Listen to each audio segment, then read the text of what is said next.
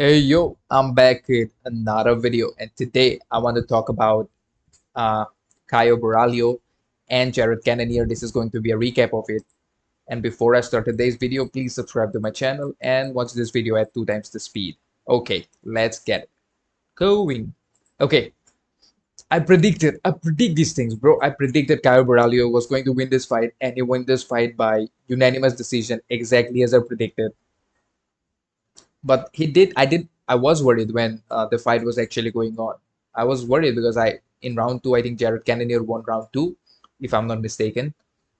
I don't remember it because I watched it only once. And then you got Tabata Ricci fighting against Angela Hill. I think I got that one right as well. But a lot of people are saying that Angela Hill might have won that fight. But when I watched that fight, I thought she might have won because I watched probably the third round. Ryan Loder won. Robert Valentin was defeated. This was a unique fight. Myron Santos. This kid is good. This guy is good. He's really good. He's like a new version of Anderson Silva, second coming of Anderson Silva. Michael Morales won. I told you Michael Morales was going to win this fight. He won in the first round by KO TKO, which was a very good performance by him. I did not watch the complete fight. I only watched the finishing sequence. When I started watching the pay-per-view, he was already in the finishing sequence.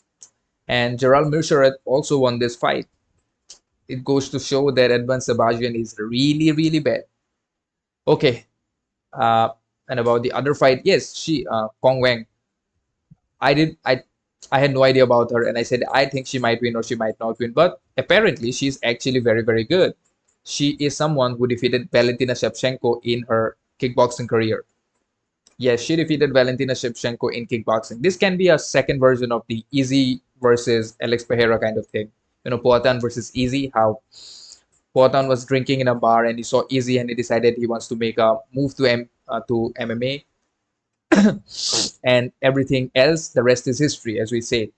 Kong Wang, she knocked out her opponent in the very first round, 32 seconds, and she's pretty tall. She's 5'6", which is pretty tall for the flyweight division. By that I mean women's flyweight division. Her foundation style is boxing. I think she's an Olympic silver medalist and boxing world champion as well. Might be. I'm not exactly sure about it. But overall, actually, yeah, I'm interested in seeing a new female competitor, and she's from China, and we already have seen Zhang Beili being a champion, I think, in the 115 pound.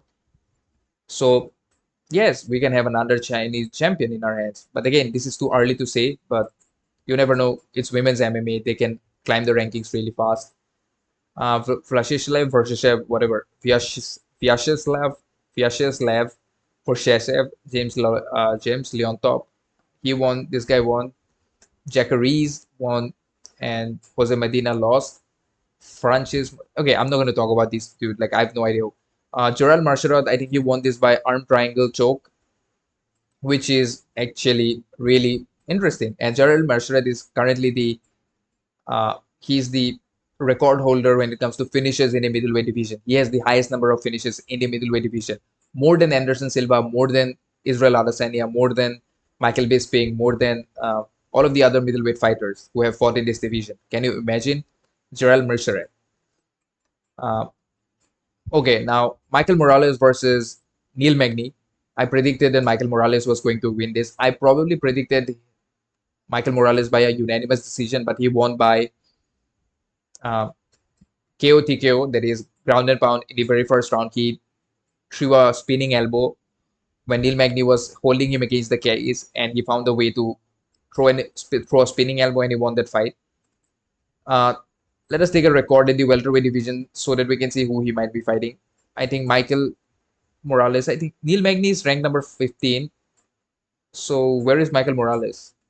Michael Morales is ranked number 12. He's ahead of Vicente Luque and Michael Venom Page. So Michael Morales versus Jeff Neal might be a good fight. Stephen Thompson is, I think, fighting. Who is he fighting next? Is he fighting Sean Brady? I don't exactly know. Who is Stephen Thompson fighting next? I think he's fighting someone. I'm not exactly sure who he is fighting next, but whatever. Uh, but Michael Morales versus Stephen Thompson, I don't think it would be a very good fight because I think Stephen Thompson can still defeat him. But Michael Morales versus Jeff Neal or maybe Kobe Covington. Well, why the hell is Kobe Covington still in the rankings? It just irks me to see him in these rankings. Genuinely, it just irks me. I don't want to see that guy in the rankings. He had a really atrocious performance against Leon Edwards, and then he's still ranked number five. God knows why the hell he's there. He's almost like 50 years old. Okay, Michael Morales, kudos to him. Finished Neil Magny. It's not really that easy to finish Neil Magny, even though Ian Gary could not finish Neil Magny after 3 rounds, and Michael Morales finished him in the very first round. So, yeah, and he's 17 and 0 right now. I hope he does well. He's 25 years old. He has a long way to. He at least has like what 6 7 years to reach his prime. But yeah, again, congrats to him. Marion Santos versus Khan Ufli. I had no idea about these two fighters. And the thing is, this is the final. This was the finale of the Ultimate Fighter, and this guy Marion Santos, he's very very very good. When it comes to his striking, he's very good. His takedown defense was very good. Ken Offley was good, but it's just that he's not that good enough. Myron Santos was better everywhere. Myron Santos, he knocked his he knocked him out in the second round, 1 minute 30 seconds. Really good. I think it was a right hand, left hand, and then when Ken Offley went to the ground, Myron Santos landed a good number of punches to his face. Like really, really good performance, really smooth performance. I just think, I mean, I don't know which I think he fights at featherweight division. He's only 24 years old, so he's pretty much of my age, and he's 5'7". How come he's 5'7"? He looked much bigger than Ken Offley. Like he looked much, much, much bigger than Ken Offley. So overall, but still, big props to him. He's doing well, and hopefully, we get to see him fight for the belt someday. He wants to fight for the belt someday. But yeah, kudos to him, man. Kudos to him. Young guy. Ryan Loder versus Robert Valentin. This was a weird fight because Ryan Loder is a good. Apparently, he's a. How old is he? He's 33 years old. He's pretty old. Again, Robert Valentin is also 29 years old. So he's also not exactly that young fighter. But Ryan Loder is a better wrestler, much, much, much better wrestler.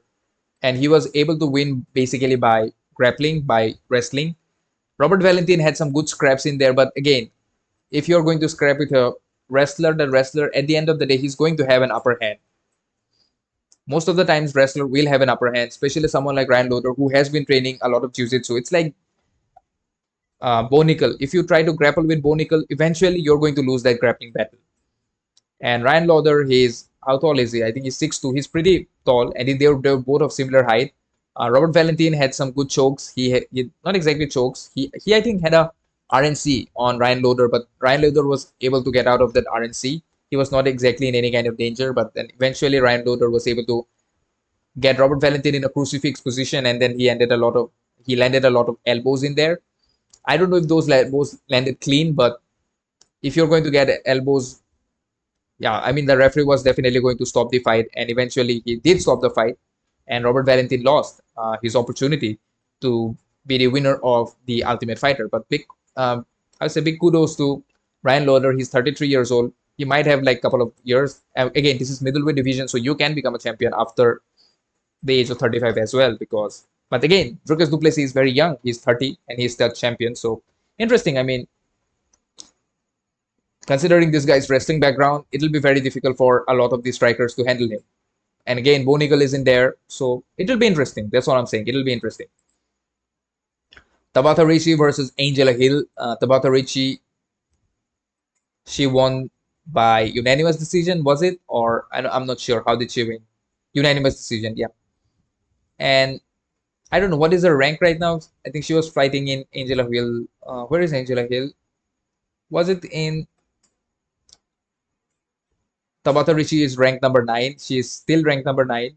I don't know, man. I don't know much about the strawweight division. I know Zhang Weili is the champion. She might be fighting Tatiana Suarez next. I think Tatiana Suarez can definitely defeat her because of her grappling. Because Tatiana is a much, much, much better grappler than Zhang Weili. She is, I think, I don't know, she was a world champion or something. I don't exactly remember when it comes to her wrestling. And apart from that, Virna Jandiroba and Yan Xiaonan. Again, I don't know much about the strawweight division. Nobody really pays attention to that. But again, congrats to Tabata Ricci again. And also, Angela Hill really fought a good fight. Now the main event. This was the fight that I was actually interested in. This was the fight everybody was interested in, and this was a fight that A lot of people actually picked Jared Cannonier to win, which I think was a bit weird because he's old. But even though he was really old, he was 40 years old. He did show. I mean, he did fight really well. Uh, like he won round two, I think. Round three, Caio came back. Round four, probably Caio won, and round five, Caio destroyed Jared Cannonier. He finished Jared Cannonier. Basically, he knocked him out, but I don't know. It was a bad IQ move, bad fight IQ that he went to the ground. Then he tried to choke him on the ground, which was not exactly a good option. I don't think that was a good decision on his part. I don't think that was a very good decision because if he would have just knocked him out and moved back, then I don't think Jared Cannonier could have stood up on his own. And when he would have stood up, he should have landed a couple of more shots, like Alex Prates did. So I think apart from that, he fought a good fight. It was a really hard fought fight. Jared Cannonier landed, I think, was it a good right hand or a left hand? I don't exactly remember, but his eyes were cut. That is Caio Borralho's. And Caio Borralho also had a head clash with Jared Cannonier. That was, I think, in round two or round one. I don't exactly remember. But overall, big props to Caio Borralho. He called out Dricus du Plessis, which, in my opinion, again, I don't exactly know why he called out, but then again, you cannot really blame him. He's ranked number five right now. So he has moved out seven positions, like seven. So him calling out Dricus du Plessis is not exactly a bad idea, in my opinion. I mean, he's ranked number five. So if all I'm saying is, look, if Sean and Dricus is supposed to fight in the December or January, whenever they're going to fight each other, one of them gets pulled out, then I think Caio Borralho is the guy that they are going to call out of all of them because Adesanya, I don't think nobody wants to see Adesanya versus du Plessis or Strickland again. I don't know if they want to, but that would not make a sense. If Dricus continues, I think Caio Borralho is the guy that they might call for a fight. So I don't think that's a bad decision. A lot of people are hating on him, but you cannot hate him. He's already ranked number five. Who the hell is he going to call next? Nasruddin Imavov? That makes no sense. Why would you call him? Like nobody wants to fight him. He's a boring fighter. He got he lost against Strickland. I think he lost against a couple of other fighters as well. But the fact that he is ranked number four with a lot of boring, like he's a real boring fighter. Like even Strickland, like I don't know how many finishes this dude has. Like I have never seen him finish any fighter, but he did finish Jared Cannonier. But again, early stoppage. I don't know, whatever, man. But whatever. Caio Borralho is ranked number five. He has definitely more personality than Imavov. Robert Whittaker is loved by all. Izzy again, not exactly loved by anybody, but again hated by a lot. So I think he should have called out Israel Adesanya. But again, it was a if he would have called out Israel Adesanya, I think he would have gotten that fight. I think this makes more sense. I think the UFC might make a fight between Adesanya versus Imavov or Adesanya versus Borralho. I think Caio Borralho. I think Caio Borralho versus Adesanya makes more sense because Borralho, I think, is a bigger name compared to Nasruddin Imavov. And Borralho also has a personality. Imavov just speaks French, right? Nobody likes, like, why the hell would you speak French? That makes no sense. Again, I like French people. Like, I've never been to France, so yeah, it doesn't make any sense to me for me to say anything bad about him. But again, it's just that his fighting style is like of that of Strickland, but he lost to Strickland. So I don't know, man. Strickland still says a lot of absurd shit and makes up for it. Du Plessis is the champion. I think he's going to fight Strickland. Most probably, Strickland versus Du Plessis is going to be the fight because Dana White has said that he wants to make Du Plessis versus Strickland. Otherwise, who would it be? Du Plessis versus the winner of Robert versus Hamza Chimaev. So I think Hamza Chimaev, if he defeats Robert Whittaker, he might get an opportunity to fight. Paulo Costa, I think Brendan Allen is fighting against. Who is he fighting? Is he fighting against Jack Hermanson? I think Brendan Allen is probably fighting against Jack Hermanson. Or is it? And Brendan Allen is fighting against somebody. I don't know who he is fighting against, but oh yeah, Anthony Hernandez is fighting against. I have no idea who's fighting against whom, but overall, the middleweight division is actually looking interesting because everybody in there brings a special kind of skill to the division, and it's interesting. Middleweight division is interesting, but overall, all I want to say is big congrats to Caio Borralho. He is ranked number five. I hope to see him fighting for the belt one day, and I hope to see him win because they fight in our gym. Everybody in the gym is a killer. Everybody in the gym is really on point. They bring their A game, and they're all really entertaining. They kind of have a personality overall. And yeah, big kudos to that entire gym. I guess that's it from today's video. If you enjoyed the video, then drop a like and please share this video to your friends and family and subscribe to my channel. I've got very few subscribers. And peace out.